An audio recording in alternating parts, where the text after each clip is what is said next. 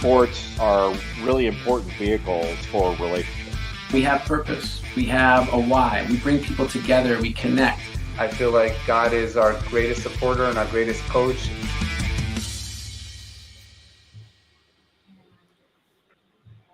Welcome to Rabbi on the Sidelines. I'm Rabbi Sherman from Sinai Temple in Los Angeles. This week we are joined by a basketball legend, both in the sports world and in the Jewish world. 1981 through 1983 Jewish All-American at Holy Cross. Now the present coach of the Women's USA Maccabiah team, which will be competing in Israel this summer. A member of the New England Basketball Hall of Fame. Production with Gen W, which we'll hear more about. We are thrilled to be joined with Coach Sherry Levin. Coach, it's so good to have you, and welcome to Los Angeles. Well, thank you. From a cool and windy Massachusetts. Yes. You got it from a sunny and warm Los Angeles. It's good to connect. I'm so thrilled to have you on the show, both with the idea of sports and faith. And it's because I read an article just a couple of weeks ago that really brought, I think, a lot of joy to the Jewish world.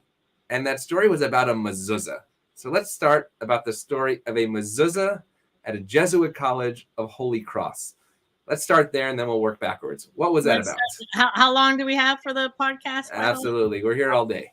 All right. Well, first of all, thank you for inviting me. This is terrific. I was just listening to your tease. You have some really wonderful, talented people on, so I am thrilled to be part of that circle. So thank you for that. So the story, I'll give it in as nutshell as I can. I did attend Holy Cross. I attended Holy Cross back in 1980. In those days, recruiting was very different than it is now, and I had not determined where I was going to go to school. It was March. We were in the state semifinals, very competitive. I wanted to stay close to home, so I was looking at some Ivy Leagues as well as Boston College and Boston University, who are great schools near my home. Excuse me. And my dad had heard in the stands that Togo Palazzi was named to the head coach of women's basketball at Holy Cross. I had seen Togo when I was a sophomore at a basketball camp during the summer, and was sitting in the front row. I was that kid, eyes wide open, just soaking up all the information. And Togo was an absolute inspiration. He was someone who had fire in his belly. And I remember getting home saying, oh my God, I would love to be able to play for a coach like that. So fast forward now to when I'm a senior and I hadn't made a decision, which was in April. And we, when I got home, my dad told me about Togo. We said, you know what, maybe we should look at Holy Cross. The part of the story that Togo and myself haven't quite figured out yet was who contacted who. Did I reach out to Togo, on the phone, old school, or did he reach out to me? However it worked out, I went one day and, Togo took me around the campus. He rolled out the red carpet. He had me meet the other Jewish person on campus. He had me meet Ronnie Perry Jr., showed me the facilities. And I sat in his office and he said, we would love you to be here. And I don't know where this came, my negotiating skills, where they came from. But he said, we would love you here. And I said, well, if you can match the offers that I have at the other schools, full athletic scholarship, then you know what? I just felt it in my heart and my gut that this would be a place for me. And he said, I will have to reach out to our athletic director, because at the time Holy Cross was going to Division I. Oh, wow. Thinking of going into the Big East Conference at the time, which did not happen, but that was the word on the street, is what we were going to do. And so my mom and I left. He brought us into the gym, which is, beautiful facility. And we waited, and Togo came in. And he, big smile on his face, and he said, you got it. And he shook my hand and he said, you'll be the first woman to receive a full athletic scholarship at Holy Cross. So now I fast forward to the mezuzah story. So I digressed a little bit. Sorry about that. Well, actually, just 1 second about that, because that's fascinating. Number one, you're the first woman to receive a full athletic scholarship.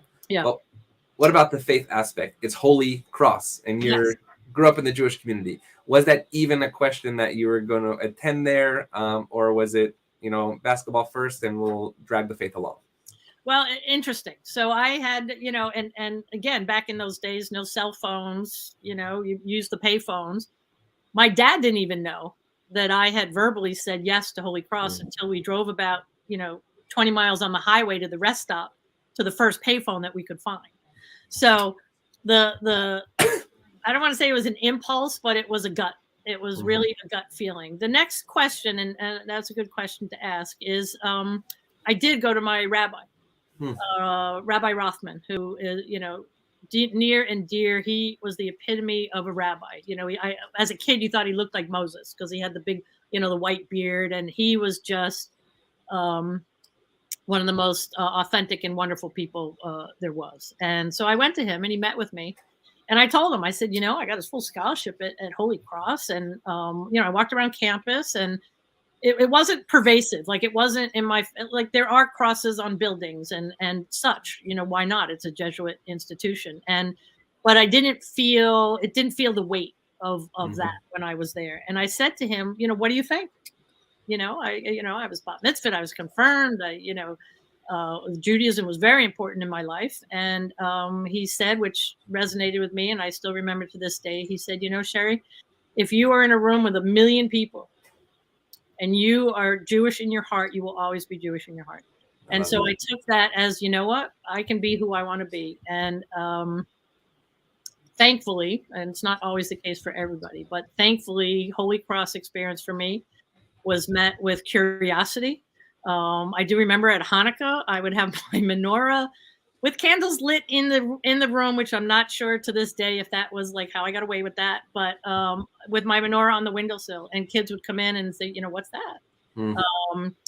I did go to services when it was needed, and I welcomed, the other view, and I welcomed being a part of the community. And I had the Jewish community of Worcester at like every one of my games. I can't tell you how many breakfasts, brunches, brotherhood, sisterhood events that I had spoken at.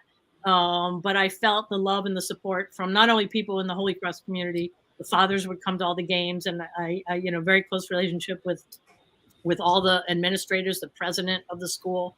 So it was me being me, and I just happened to be Jewish. Did you realize in that moment that you were making the impact, right? The sisterhoods, the men's clubs, the synagogues. Did you realize in that moment as an 18 to 21-year-old that what you were doing on the court was actually reflected in faith circles within the Jewish community? No, I did not. At the time that I can recall, I was being me. I was doing what I felt was in my heart, in my gut. Again, I spoke at, the JCC and gave clinics, and, the Maccabiah played a huge part in that, because that was one of the reasons why, they wanted me to speak. And the first question most people asked was, what's a nice Jewish girl doing at Holy Cross? And, so then the story would be told. And I think the fact that Holy Cross was so gracious and welcoming me as just a student athlete, it was who I was. And, I think that credit to the community was something that, I always enjoyed. I'm still connected. I'm still very close with Togo, my coach, which is that unique bond between coach and player. I still, am at the school, Father Markey, who did the dedication. I'm going to get to the mezuzah part. No, we're going to get at the end. For me, and I'm still close with Father Markey, and some have passed, but they all had a huge impact on me. So the fact that I was able to have an impact on the school and the people around me is also just a wonderful thing to feel. So I often ask this question, which usually comes at the end, but I ask, is there faith in the world of sports? And so in the Holy Cross career, right? So let's take the Jewish community out of that. As I've been interviewing athletes and coaches and managers and owners and even fans, the answer has been an obvious yes. I just spoke with an NBA player who said 45 minutes before each game, there's a prayer service, if you wish, for both teams before they go out in separate benches. So and actually speaking with Coach Matt Doherty, formerly of Notre Dame in North Carolina, and Coach Phil Martelli of St. Joe's, with priests on the bench, right? What was the faith aspect within the sports world of Holy Cross? Interesting. Togo to us was our master motivator. And he might have done it out of respect for me. And I don't know this, actually. I probably could ask him, but we did not have a prayer that was part of our, put your hands in. We did talk about the value of everything that who we are and what we represented. So when I say that, the message was, the three major parts of your life, God, family, yourself. God could have been anybody's version of God. So in that sense, I always, in my mind, did my prayers. I still, say my prayers, and I have my chains that, I have, and that's a part of my fiber. Um, Each one had their own. And I think that again speaks to the fact that we could have been whatever you wanted to believe, and you could do that. And I think that I take too with my coaching. I'm a Jewish white female, and I coach in the world of basketball. And I have players who are very religious from who have backgrounds from Nigeria, and I have players who are from France, and I get players who are from Ireland, and players from the Virgin Islands, and everybody has their own individual way of expressing their faith. And I think that's the most important thing, is to allow the freedom to observe and to be who you are, especially when it comes to religion. So you have this amazing career at Holy Cross. We're not going to go into all the details because we'll be here forever Another with all hour, the records broken. Yeah. And then obviously you take basketball as a career, right? And Yes. coaching in these New England prep school at the Worcester Academy. And you get into the Jewish world. We'll talk about Maccabiah in a little while. But we'll go back to the mezuzah. Just recently, you're now being honored in the Holy Cross, I believe, Basketball Hall of Fame. And they say, you know what? We're going to name the Players Lounge after you, number one. And please bring your rabbi and put a mezuzah. Was it shocking? Was it what went through your mind when you got that letter? So this is actually a story that I do have to tell a little bit of, because there's a progression of it. So a classmate of mine, Teddy Lynch, who is just a wonderful classmate, has always been involved with the school, called me a couple of years ago and said, you know what, this is long overdue. You still have the records. And you were the cornerstone of this whole women's basketball program at Holy Cross. You need to be recognized. I'm like, well, thank you. I appreciate that. And so this was kind of a progression where I was at an event pre-COVID, alumni event, reunion weekend, and we were honoring another classmate. And Ted gets up there in front of all my classmates and said, we're going to do this. Sherry deserves it. And he went through, my list. I actually was inducted into the Holy Cross Hall of Fame in the first year of eligibility, which was in 1989. Wow. That's a long time ago, right? So again, fast forward, and they gave me a standing ovation, and I was seated at the president of Holy Cross at the time's table, and he's standing, and I'm sitting there, and my friends like, stand up. I'm like, what do I do? What do I do? So at that moment, I kind of felt the love and the fondness. Oh my gosh. Okay. There's some. I'm prepared.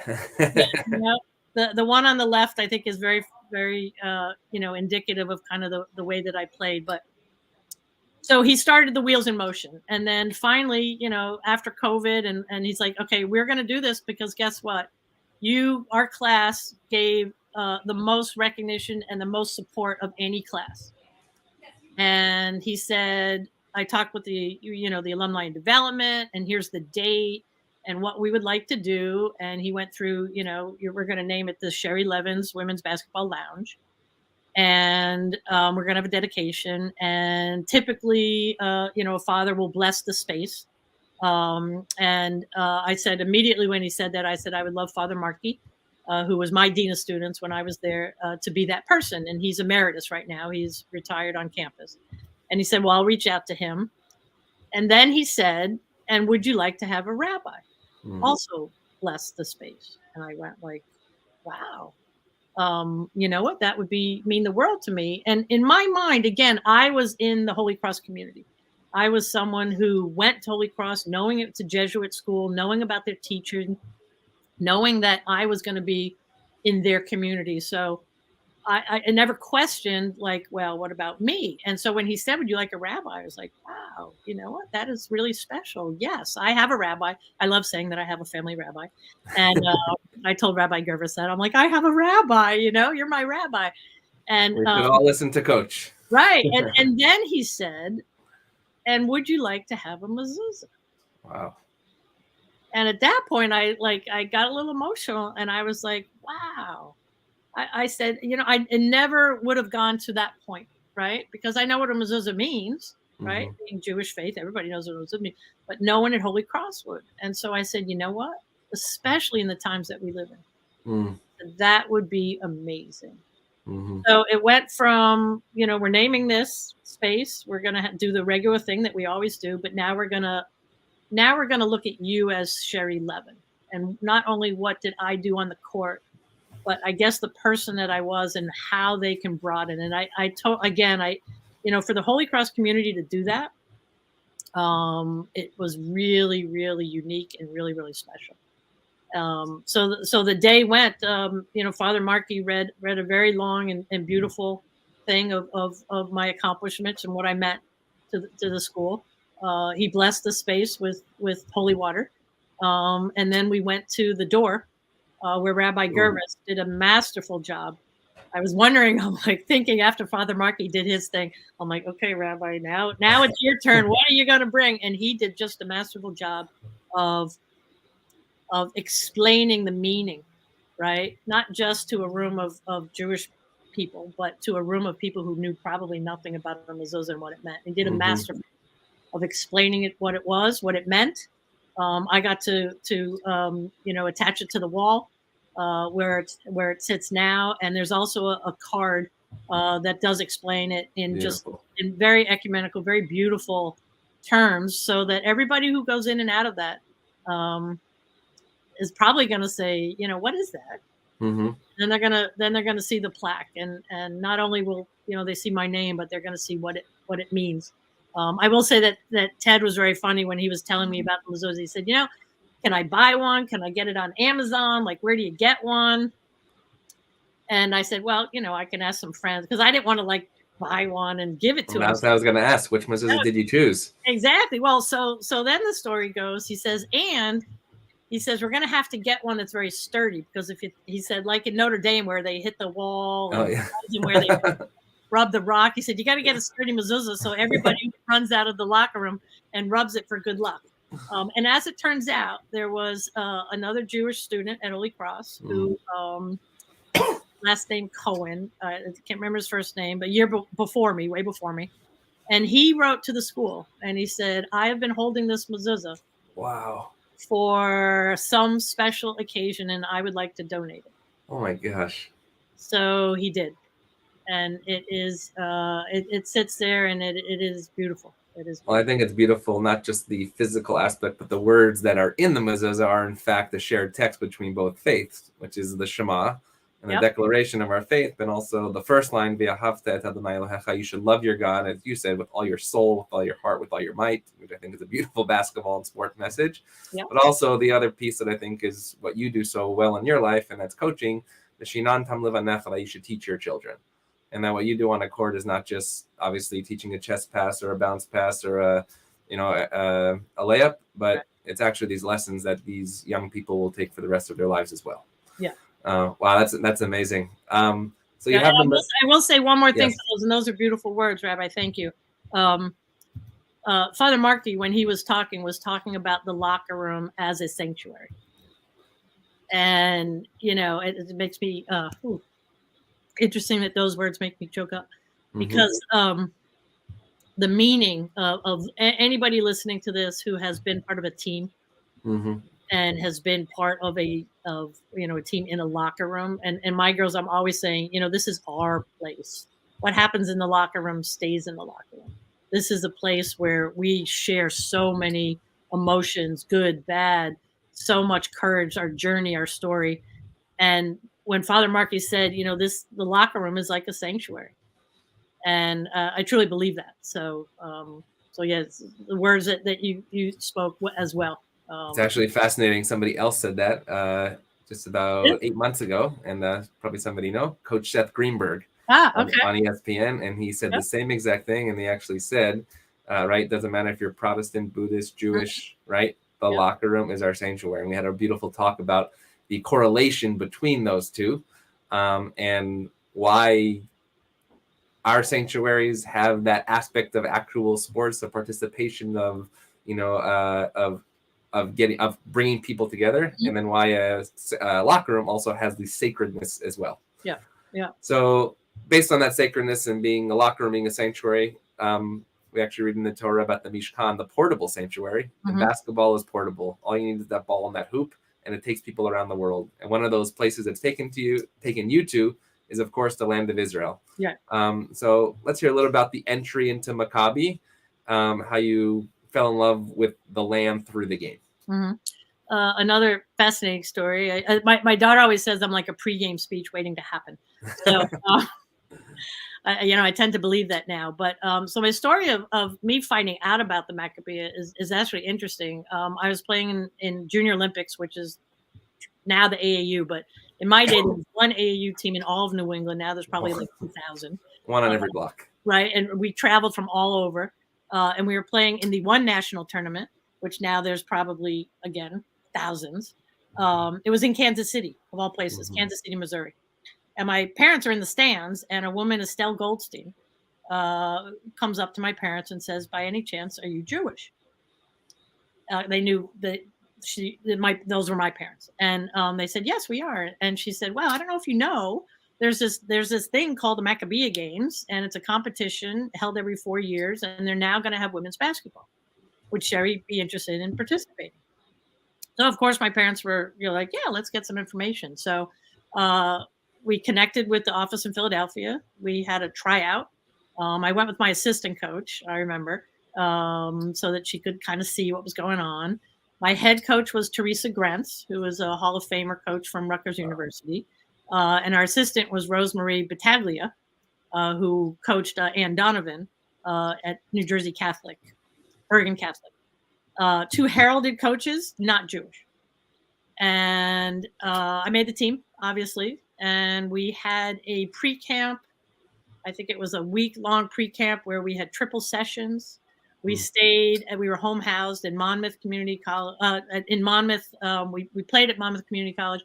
We were housed in the Monmouth community, Jewish community. They were very wonderful people to us. And I remember, because they were very religious, on Saturday, we ended up taking cars and going to Atlantic City, because you couldn't do anything during Shabbat. So we're like, okay, what can we do? So we, took a ride to Atlantic City.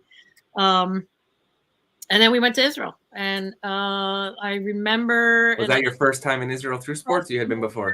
I had a journal. I'll tell you one of my favorite stories. Everybody will talk about the opening ceremonies. It was interesting. In 1981, we were organized in such a way that when we marched in, we were in very neat rows. We all were organized. We went around the track in very neat rows. I remember walking by Menachem Begin, who was sitting in the stands, and with my camera, the old cameras. I took a picture. I still have that. And then we sat. We were entertained. We then went to accommodation centers that housed us by sport. So all the basketball teams, men and women, were at it was the Avia Hotel, which I don't know if it still exists. It was about 20 minutes outside Tel Aviv. And I will never forget this night, because, I will say it all the time. But before I do, like, the opening ceremony is the one thing, in addition to Menachem Begin, there was entertainment. But to stand and to sing the Hatifa never gets old when you're with, 55,000 people. Every time I go, there's tears in your eyes. It's just one of the most memorable, magnificent experiences. And so in 81, I get chills thinking about it. And then every other year that I went back, the same thing. But the accommodation centers, again, we're all housed by sport. So you're from all different countries. So they have a Shabbat dinner for us. So we go down and everybody's sitting at their round table. Venezuela, France, Argentina, Belgium, Germany, every country that had teams was all here. And of course, the USA, we sat together with the men's team. And so we had dinner, and then they brought in, folk singers. And when the folk singers started to play, it didn't matter that you couldn't speak English. It didn't matter that you couldn't speak French. It didn't matter that you couldn't speak, Spanish. But that moment, everybody was up, dancing around the room, arm in arm, knowing the same songs.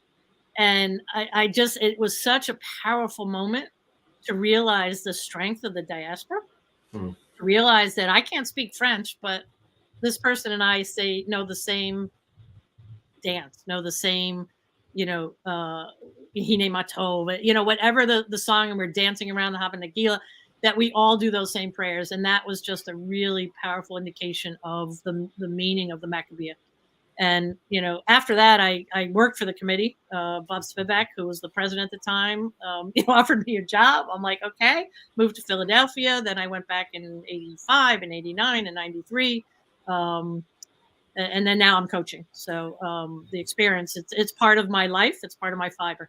And so what's it going to mean this year when we basically had to skip it last year? And you just said, realize the strength of the diaspora. Yeah. That is so important right now in the Jewish world and the world at large, when we have such a divisive and polarized world, that this ball and those songs of Hine Matov and Hatikva are the one thing that can actually bring us together. So what's that going to mean this year when you're taking this new group of young women to Israel, many perhaps for the first time, right, after or during whatever this is now, a pandemic? Is that the same as your 1980s experiences, or is it something completely new? I would say that every one of my experiences has shared some different light. And being in Israel, to me, is one of the most special things that you could do as a Jewish person, because we live in a world in the United States where if you're in a small community, if you're a small part of something, which we are, we're the 1% in the world.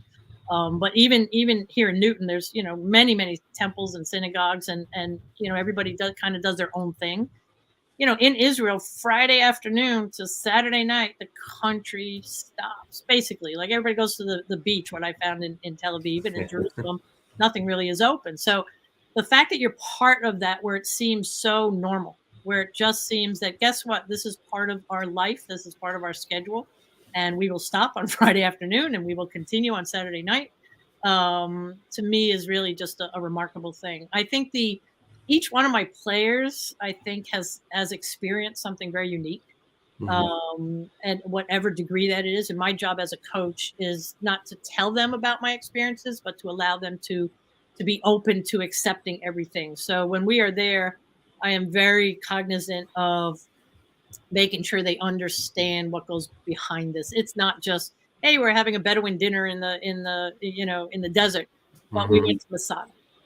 And what does that mean? And, we're in Jerusalem, and we're not just going to the shops and getting, presents for everybody. What does that mean? And without us carrying the positive message of why it's so important that we support and have Israel, then who will do it? And so with that message, everybody's going to come away with it with something different. I will say I have had two former athletes who have married other Maccabiah athletes, and they were introduced in the games that we were there. So wow, there's a little bit of carrying on the Maccabiah tradition.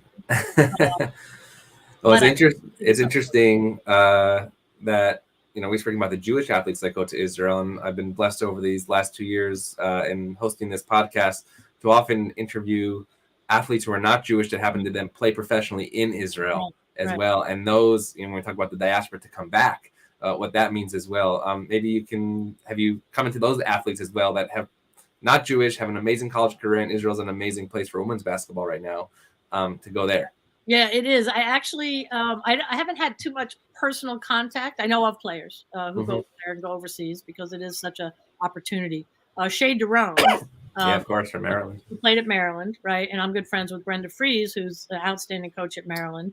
And 2017, when I was going over, I said, you know what, I would love to connect with Shea Derone, because she's back in Israel doing, great things with women's basketball. And so Brenda connected us, and I brought Shea to meet our team.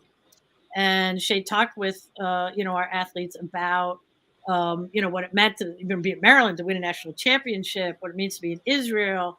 We were staying at the Kfar Maccabiah at the time, which is in Ramat Gan outside of Tel Aviv. And so she came and spoke with us. Really amazing kind of view that my players had.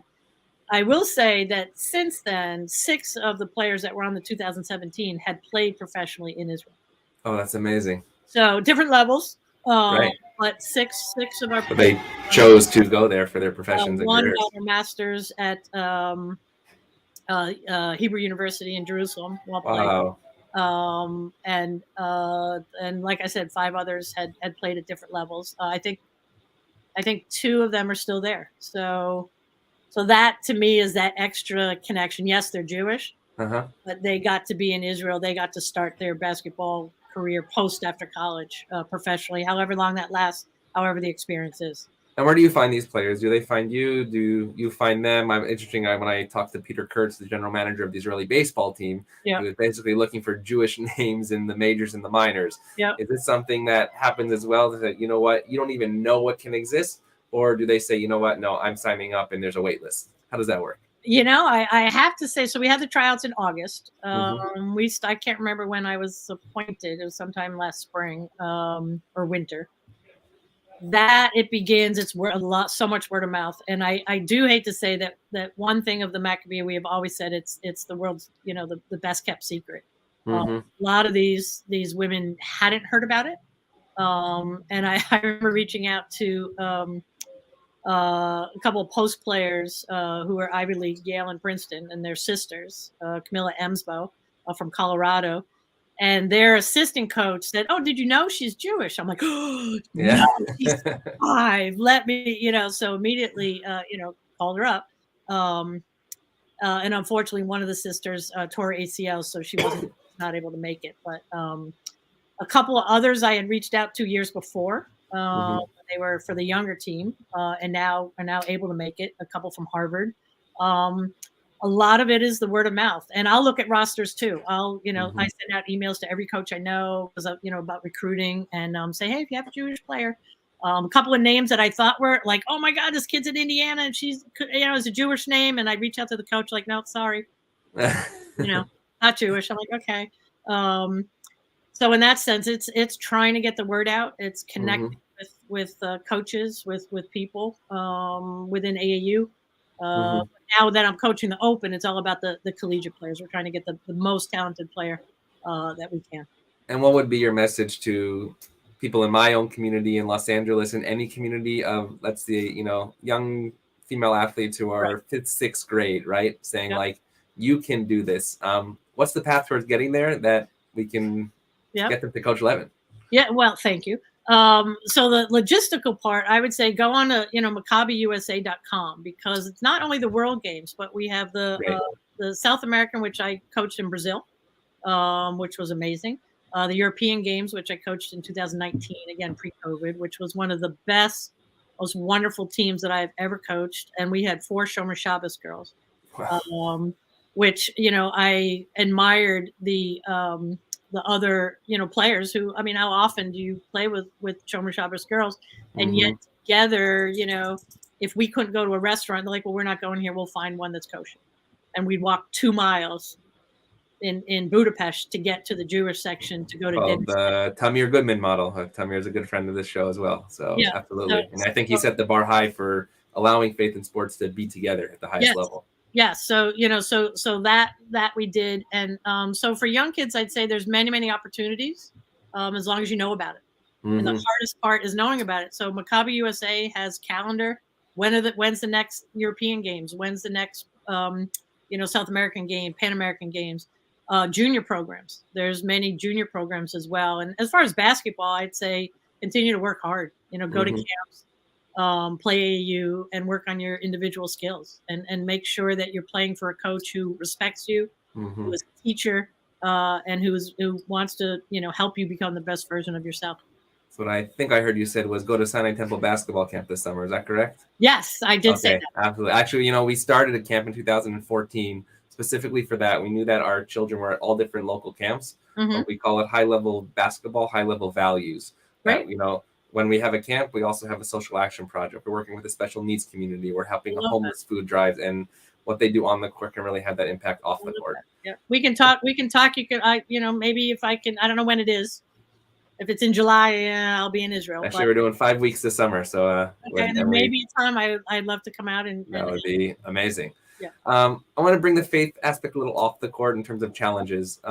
You obviously, a challenge on the court is you have 4 fouls and you're going to foul out, you're going to draw a charge, rebounding, etc. Yep. But these lessons really go off the court. And I know you yourself have gone through some difficult challenges. I know being a cancer survivor. Have those lessons on the court in terms of faith translated all through that journey that you've able to either gain strength or form a community that allows you to keep going day by day? Great question. And an interesting one. Because I'd say that it all connects. There's a connection to I think everything that you do, everything that one is based in one's essence. When I was diagnosed with breast cancer in 2014, and I had to determine the course of action. So I sat with my oncologist, and I brought a friend with me, Marianne Carmel, who's a dear friend, and she was the note taker. Because when you're going through it, everything kind of is like this, and so you need somebody to be with you to kind of take notes. And we were going through every different possibility based on my individual case. And I'll never forget, my oncologist said, because I was like, well, what do you think? And he said, well, here's the facts and you have to decide. And I'm like, but you're the professional. What am I, And he said, let me give you a story. And he said, if my mother-in-law and my mother were diagnosed with the exact same thing, they would both choose different courses of action because based on their personality. And that, like at that moment, it said, okay, you know what? I am going for the most, if you will, chemo and radiation, which would give me the best chance for long-term survival. So the immediate discomfort, the immediate horrificness of it, and I will say it was horrific. To get through, 7 months of that with the long term was in my personality. So my personality was, I will do everything I possibly can, despite having the hardships. And I think that part of what basketball meant is not always dealing with hardships, but it's dealing with resilience. It's dealing with failure. It's dealing with, you need your teammates. It's dealing with all those kind of things. Never give up mentality, which, I have never give up mentality. And that partly came from athletics. And I a little bit of an anecdote. I wasn't someone who shared readily when I was going through it. In hindsight, that probably, and I worked through every day. In hindsight, like what I would tell somebody now is don't. I would tell somebody it's not, no, you got to kind of take a step back. But in pushing through it, there was one of after the second chemo, and I was just like, I can't do another one. I just I can't do it. And my daughter, who was my rock through this whole thing, Marcia Zimmerman, my daughter, and she said to me, Mom, you can do this. You don't give up. I know you can do this.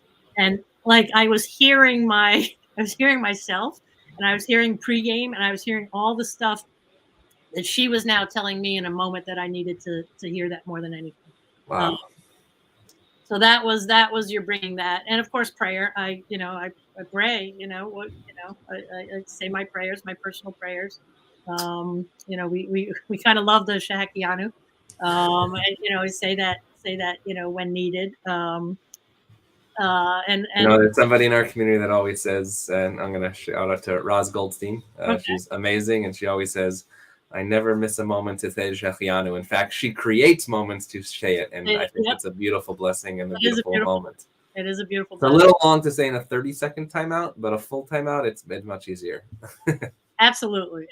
So in that sense, people ask me too, like, oh, your brother, what did you learn? Like, how did it change you? Is the question I always hear about, being a breast cancer survivor. And I will say that in addition to what I just said, it really brings out who you are and your essence. But I also learned who around me is truly around me to support.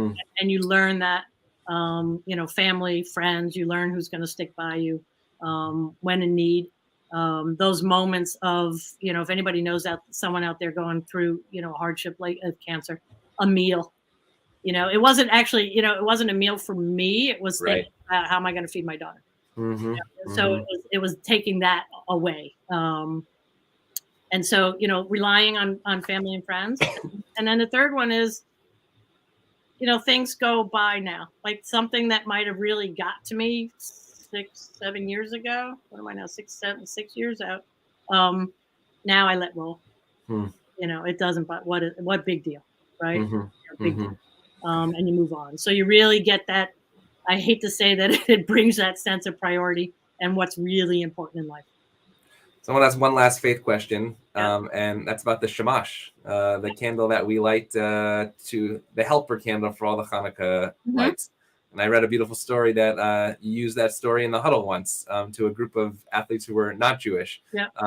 What was your reaction when they said, "Let's be a shamash"? And why did you decide to bring that to the huddle? And what was the effect of that? Yeah. So interesting. It wasn't the huddle. So it was my pregame.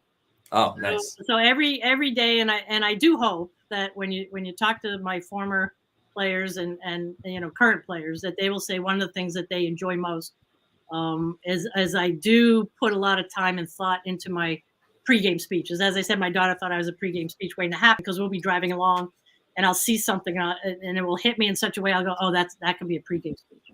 I love that. So it happened to be Hanukkah time. It was this past December, and my team this year is very talented. A lot of great players playing together for the first time. And our challenge, and we're working on it, and we're making great progress as we hit like our final 5 games, is that they all are self-focused. They're not selfish. They're self-focused. So each one has their own goal, and it's not just to win games, but if they have an open shot, someone wants to take it as opposed to making a good shot a great shot. So we're working on that daily. And so I walk in, I thought, what? The Shamash, the meaning of it is that, in many meanings, but you probably know more the academic version. But in my lay version is, the one candle does not lose any of its own light by lighting the rest. And it's the leader. And so it was a perfect fitting example. And I said, and that, they all know I'm Jewish. And I actually do not have another Jewish player on the team. A couple of years ago I did. But this year I didn't. And I explained, what it means and the meaning of it. And then I turned it into basketball terms, which is that you can all have your moment. But if you're willing to share the moment and willing to give up your shot for a better one, we will have more success as a team. That is amazing. So that's how it resonated. That's how it came to be. Oh yeah, I can make a pregame speech out of many, many things. Has everybody changed the name on their jersey to Shamash, right? Yeah, there you go. Well, we have no names on our back of our jersey. Only the front, right? That's amazing. No, I love what you the pregame speech. I think is so important because a lot of what we do is not about the moment. It's how you. I mean, I always hear from coaches and athletes. It's not about how you play. It's how you practice. Right. And you're going to play the way you practice. And I think the same thing is actually true in faith. I had Arnie Kander, who was the trainer of the Detroit Pistons during their heyday. He explained exactly that what he does training the Detroit Pistons, Isaiah Thomas, Bill Laimbeer, etc., was the same thing that he does in his prayer life. And often people are looking for a Yom Kippur home run, but I think actually they have to focus on the Shamash. I love that light that candle will not lose anything by actually helping the other. Yeah, and it's a beautiful, beautiful lesson. So on that note, to conclude, I want to hear a little bit about Gen W, about what you do off the court, because I also think that is about faith and belief and raising young women up in today's society. So off the court, you're a professional at Gen W and production. So what does that look like, and how does faith fit in there? Yeah, so a little bit of a nutshell. What is Generation W?